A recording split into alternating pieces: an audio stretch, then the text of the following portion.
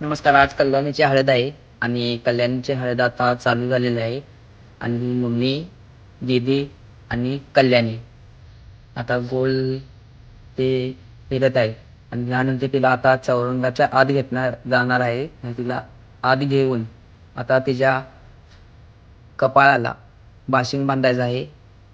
आता तिला बाशिंग बांधलेलं आहे आणि तात्याने तिने बाशिंग धरून दीदीने ते बाशिंग बांधलेलं आहे.